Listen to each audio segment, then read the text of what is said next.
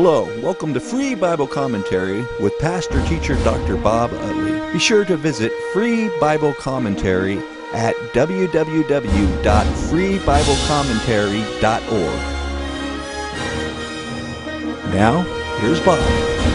Because the historical study is really long, I asked Phil to come read the background to me. I want you to follow with him in 1 Samuel chapter 22, verses 9 through 23. This is the story or the account of the terrible slaughter of Saul by the whole house of Elimelech, and it sets the background for this particular psalm. But Phil? Well, we're going to read this all at the same time first together, aren't we? So we'll start with the 9th verse. All right, here we are. I'll give you 1 minute too. This is 1 Samuel, 22nd chapter, and starting with the 9th verse to the end. Then answered Doeg the Edomite, which was set over the servants of Saul, and said, I saw the son of Jesse coming to Nob, to Ahimelech, the son of Ahitub. And he inquired of the Lord for him, and gave him victuals, and gave him the sword of Goliath the Philistine. Then the king sent to call Ahimelech the priest, the son of Ahitub, and all his father's house, the priests that were in Nob, and they came all of them to the king. And Saul said, Hear now, thou son of Ahitub. And he answered, Here I am, my lord. And Saul said unto him, Why have you conspired against me, thou son of Jesse, in that thou hast given him bread and a sword, and hast inquired of God for him, that he should rise against me to lie in wait, as at this day? Then Ahimelech answered the king and said, And who is so faithful among all thy servants as David, which is the king's son-in-law, and goeth at thy bidding, and is honorable in thine house? Did I then begin to inquire of God for him? Be it far from me. Let not the king impute anything unto his servant, nor to all the house of my father, for my servant know nothing of all this, less or more. And the king said, Thou shalt surely die, Ahimelech, thou and all thy father's house. And the king said unto the footmen that stood about him, Turn and slay the priests of the Lord, because their hand also is with David, and because they knew when he fled, and did not show it to me. But the servants of the king would not put forth their hand to fall upon the priests of the Lord. And the king said to Doeg, Turn thou, and fall upon the priests. And Doeg the Edomite turned, and he fell upon the priests, and slew on that day 85 persons that did wear a linen ephod.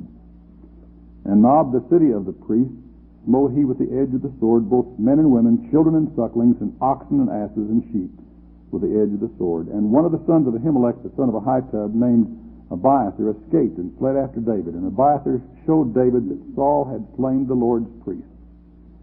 And David said unto Abiathar, I knew at that day, when Doeg the Edomite was there, that he would surely tell Saul, I have occasioned the death of all the persons of thy father's house. Abide thou with me, fear not, for he that seeketh thy life seeketh thy life. For he that seeketh my life seeketh thy life, but with me thou shalt be in safeguard. Can you imagine the immensity of what's happened? Nob was a place, the temple is not built yet. There are local shrines throughout the country where people go to worship. There was a house of the Lord at a town called Nob. And the priest there, when David came through, as you find over in 1 Samuel chapter 11, when he came through, gave him some bread because David asked, gave him the sword of Goliath. This other herdsman was there, Doeg, and he went and told Saul later. It doesn't seem like that he really was after the priestly family. It just happened to be the occasion. He shut off his mouth. This was a very unusual kind of man. He was the kind of man who, when the guards in the palace would not kill the priest, he himself personally killed 85 priests that day. And then he went to the city and he killed their wives and all the men and all the children and all the donkeys and all the cattle in all that city. Now this is a real problem for us to understand why. I want you to realize, get your Hebrew mind thinker on if you would please. Let's go back to an Old Testament context. Let's go back to the doctrine of corporality. Now, Remember when Achan stole the mantle and all that stuff out of Jericho when he wasn't supposed to, and the whole Israeli army lost the next day? And of course, when they found out who did it, he was killed. Achan's wife, Achan's children, Achan's cattle, everything was killed because of Achan's sin. And we have a real problem understanding that. The same thing is when we have a real problem understanding original sin. The same idea of corporality that we see here is the same concept that says in Adam all men have sinned. It's the Hebrew understanding that it is not individualistic, it's tribal-oriented, national-oriented, family group-oriented. With one person sinned, it was a group that sinned. And so, the terrible thing, you can imagine David's heart as he reflected back on the fact that he had personally, because of it, just passing through here, caused the death of all these people. And it really got to him. Now, the question is, who is this psalm referring to? Is it referring to Doeg or is it referring to Saul? Now, the commentaries are split on this.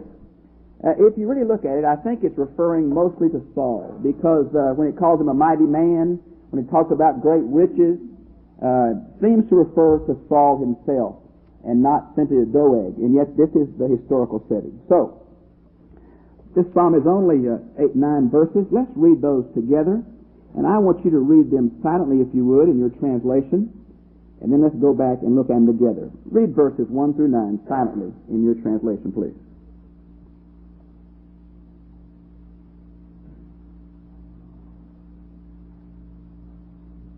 Because it doesn't mention the killing of the priest. I think there's something much deeper here, and that's the attitude of, I believe, Saul's heart. Now, notice where it says in verse 1, it says, boast in evil, and down in verse 2 it says, your tongue devises destruction. Hebrew, being a very ancient language, does not have a large vocabulary, and it is not as highly a developed, inflected language as Greek. Therefore, it's hard to put a whole lot of meaning on the verb tenses of the Hebrew. And yet there are specific verb tenses, but they include much more than they do in Greek. These are future tense. It's not saying that why will you boast, or why will you devise destruction. It's a Hebrew way of picking up the present and of talking about what he's going to do. It's a way of saying this is his disposition, attitude now, and this is the way he intends to live in the future. It's that kind of thing. Now, when it says, why do you boast within of evil, O mighty man? Now, O mighty man is one Hebrew word, and it's used for many numbers of warriors and men of valor, political leaders, that kind of thing. I don't think it's sarcastic here. I really don't.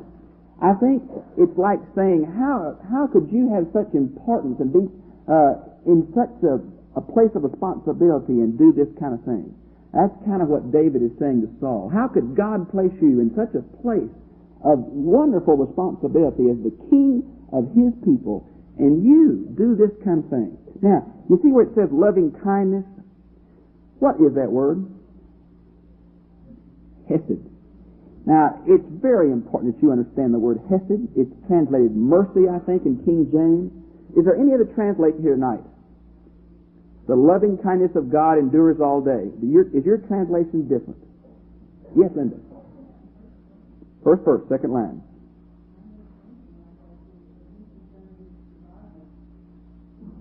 Psalm 52.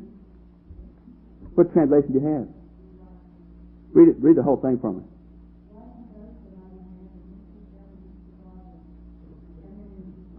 Oh, okay. I tell you what they've done. If you know, Hebrew is built on consonants and not vowels. And this is the pronoun with hesed. If you change the consonant of hesed and put this little article to the back, you get this word, the other, mischief or that kind of thing. And that's what they've done there. It's really not, what they've done is change the Hebrew text around to make it that word fit. But I think hesed fits real well here, so I have left hesed. I think most translations do. This is the settled, complete, full will of God to love his people no matter what. if there is any unconditional element in the Old Testament, and more that I study the Old Testament, the farther and farther I'm coming away from the unconditional promises. It seems to me that everything God said to man is conditional on his response. But if there is, and I think there probably is some element of an unconditional promise, it's in this word tested.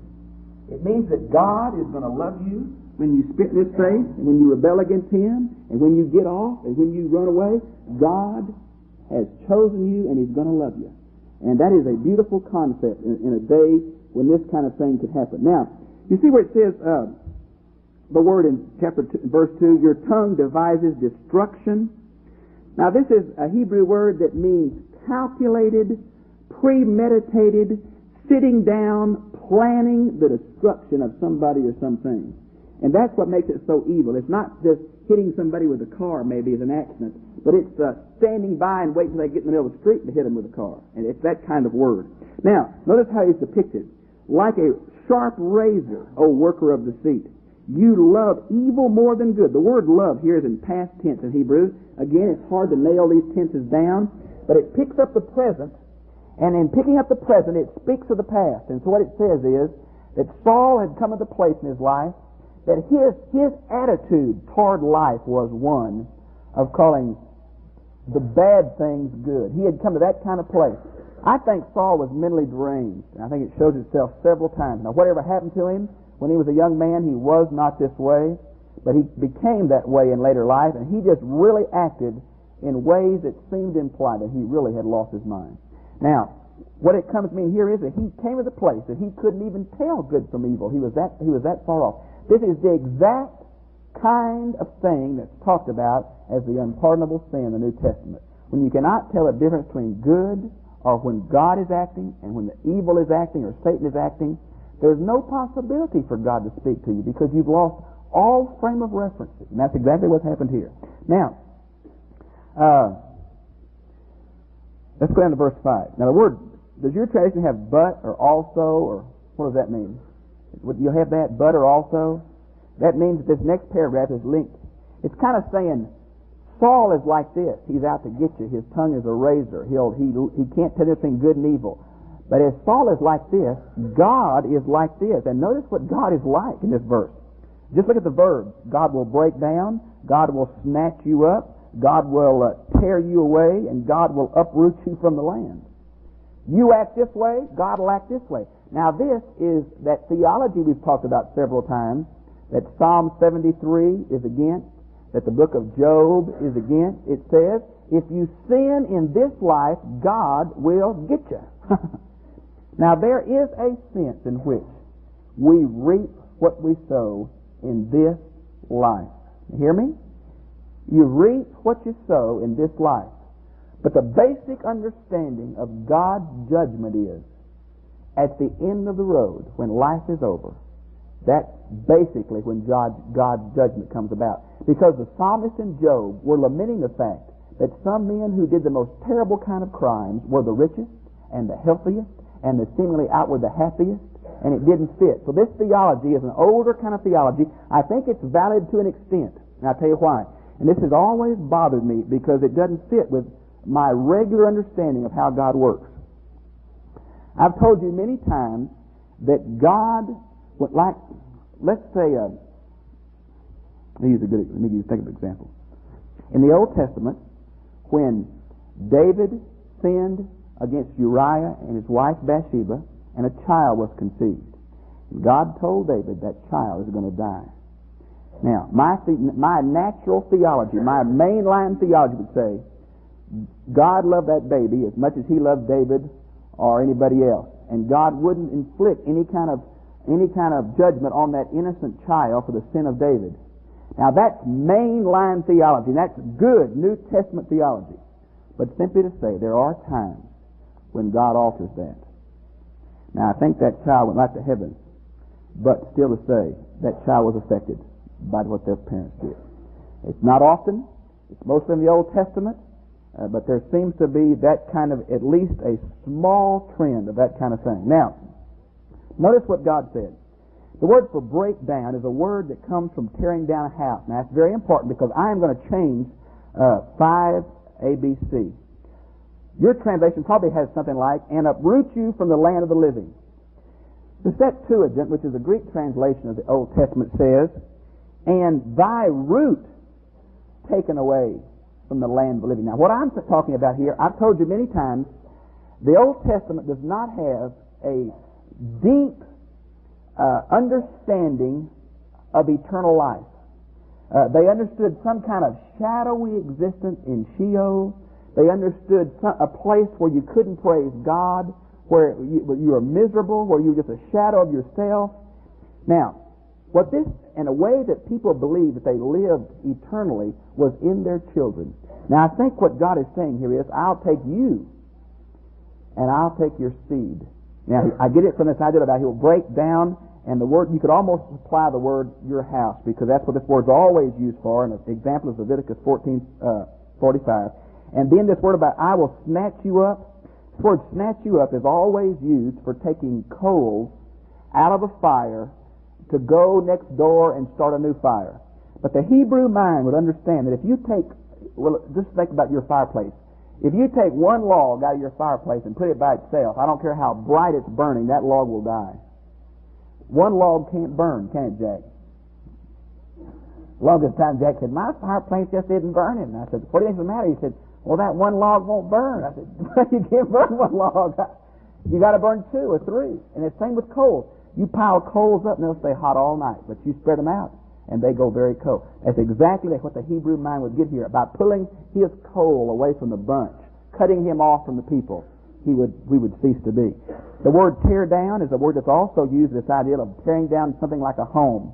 And then I think that this thing about uproot you from the land of the living could better be understood by us to say, take thy root out of the land of the living, which means his offspring would be taken away. And that's the ultimate kind of judgment in the Old Testament sense. Now, you see what it says in verse 6, and righteousness, the righteous will see and fear. Describe to me the word fear in the Old Testament context. What does fear mean when it's used of God? Awe, reverence, what else? Trust, maybe a silence at the magnificence of God, a realizing your createdness, that kind of thing. It's not a running and frightful fear like, you've watched a horror show and you cover your head with your pillow or something. It's a settled, reverent attitude, knowing that you stand in the presence of someone to whom you have no right standing in his presence. That kind of fear. Now, it says that the righteous are going to see him, see what happens to this guy, and fear, and they will laugh at him. Turn me to Proverbs 24:17. Proverbs 24:17.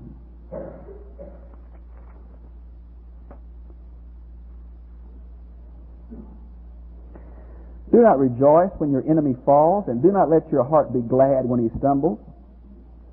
Relate for me Proverbs 24:17 and this passage where it says they'll laugh at him. How do you relate those two?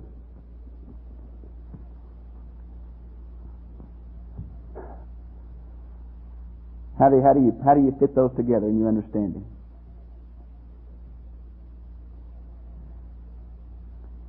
Well, this is talking about us, and I'll put it in our context. This is talking about us standing on the corner and seeing somebody that we haven't liked, that we feel like they've got the good things out of life and they've done it in an evil way, and boy, they really get theirs, and we just really say, boy, sock it to them, God. Fantastic. Hit them again, really crush them. I'm so tickled they're down, and that kind of thing. And I think it's totally out of the will of God. I think the word laughter here has got to have different context than that kind of laughter. I think it's got to be taken with the idea of fear. And maybe what we have here is a chuckle at the Word of God coming true and the honor of God being vindicated, and not so much a happiness at someone else's demise as it is a gladness in the strength and the will and the justice of God. Now, I have to relate those that way. For I think even the Old Testament, this understanding about laughing at your enemies when they fall is not the people of God's attitude. Now, notice what it says.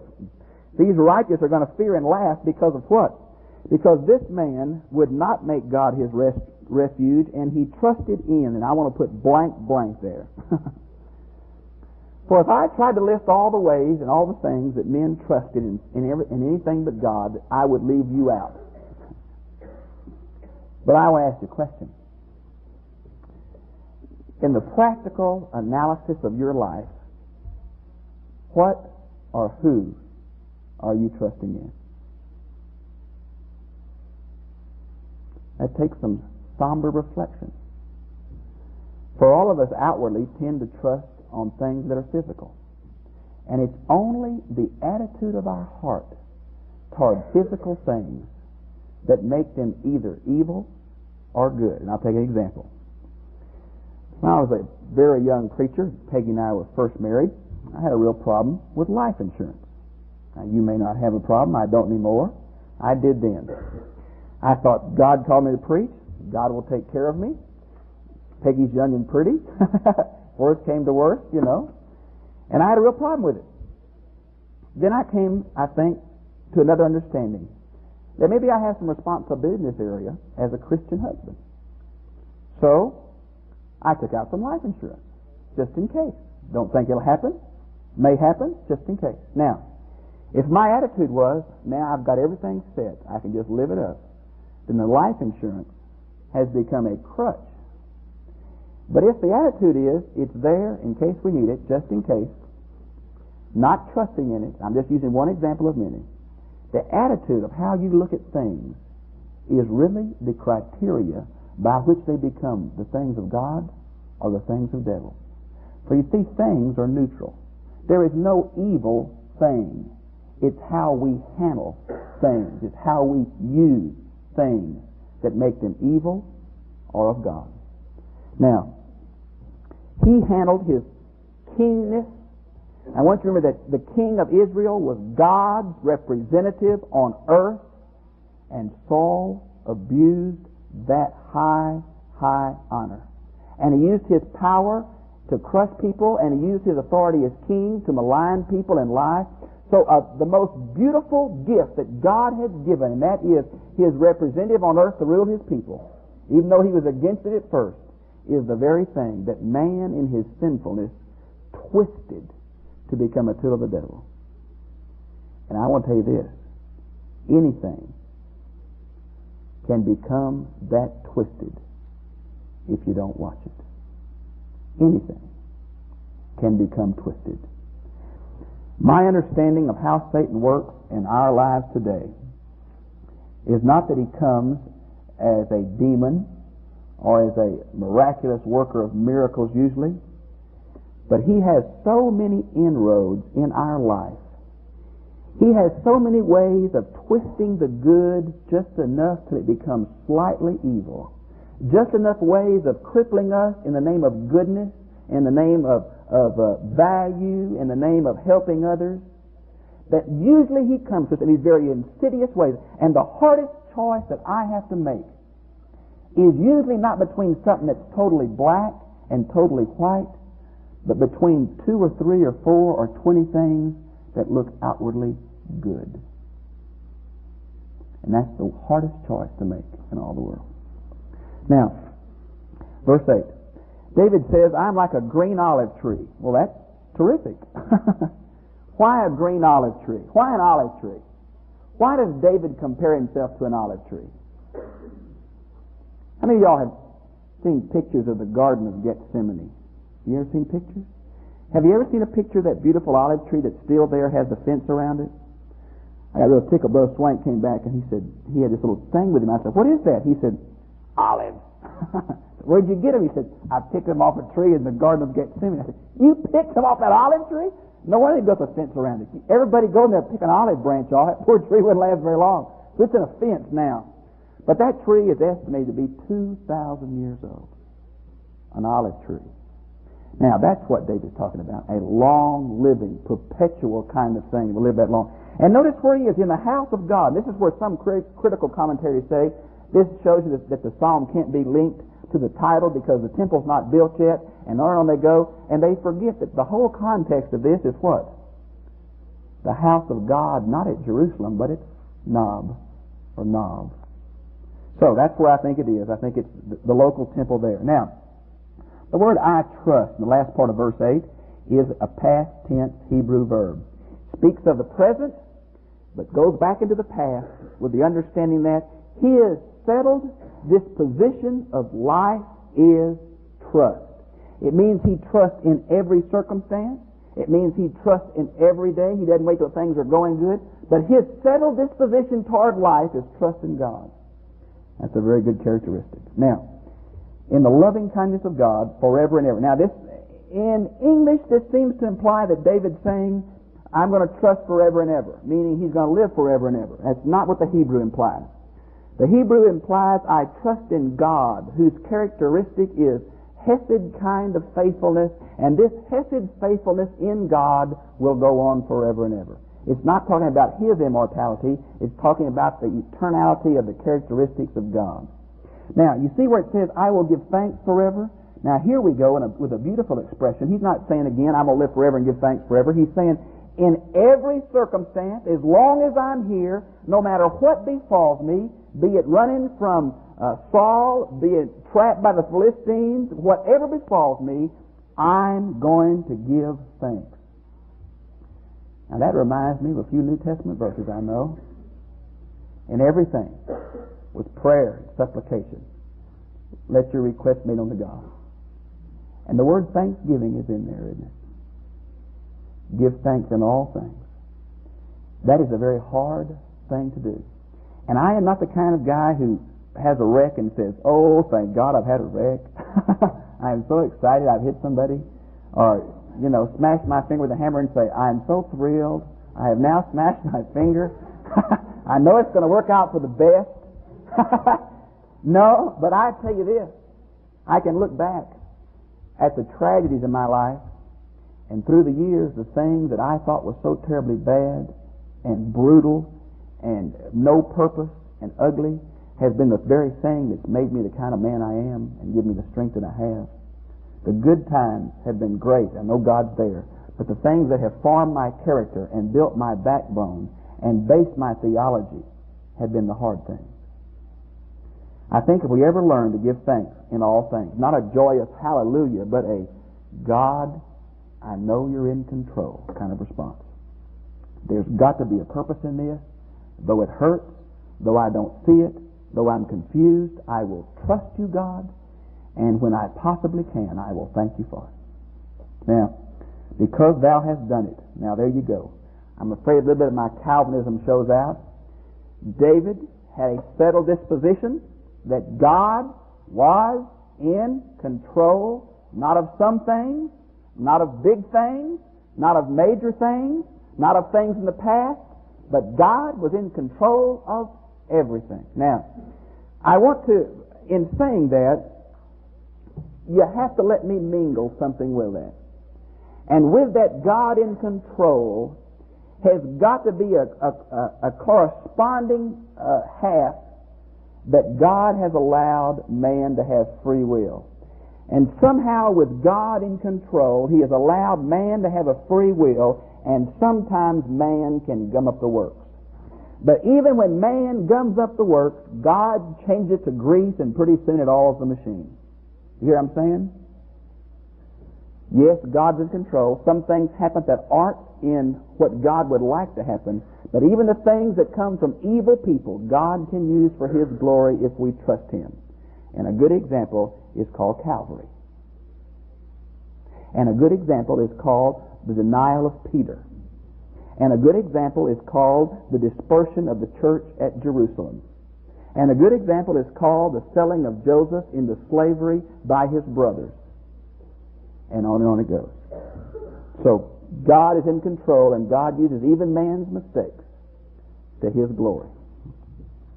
And, of course, we've got to be involved in that. Now, the last one I like very much. I will wait on thy name, for it is good.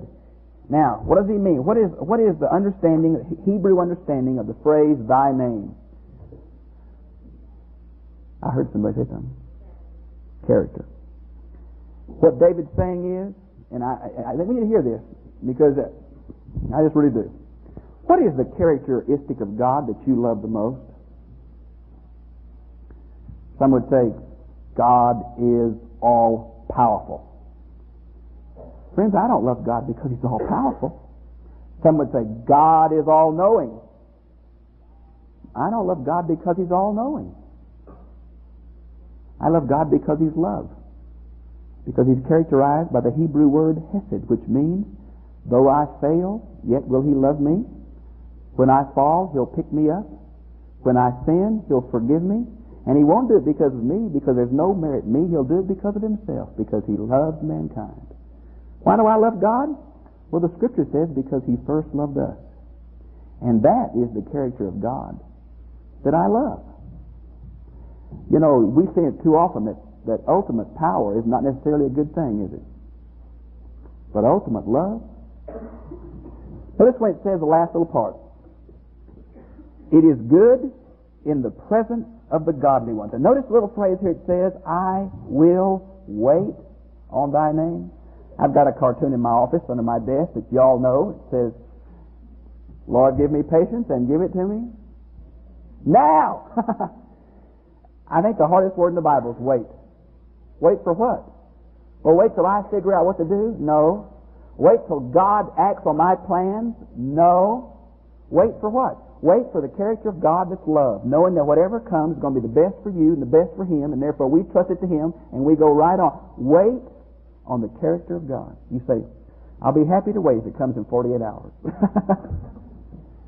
Sometimes we have to wait a long, long time, don't we? And the more we wait, not the weaker we get, but the stronger we get. Wait on the character of God in the presence of thy godly ones. Here's another example. It's the word, almost the word saint. It's not a Hebrew word, but it's the same concept. Have you ever noticed that the word saint never appears alone? Nowhere in the Bible is the word saint in the singular. There is no such thing as a saint.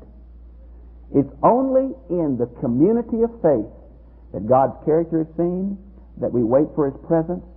We're linked together. That's why we are the concept of the family of God. We're like the coal. If we're taken off by ourselves, we die. Together we glow and glow and glow and glow. So, it's good in the presence, and I would change it a little bit to say, of God's people. All right. What do you see here from your background experience? What does Psalm say to you? I've dealt with some pretty deep theology and points, and if you have questions, I'll try to comment anyway. Anybody? Yes.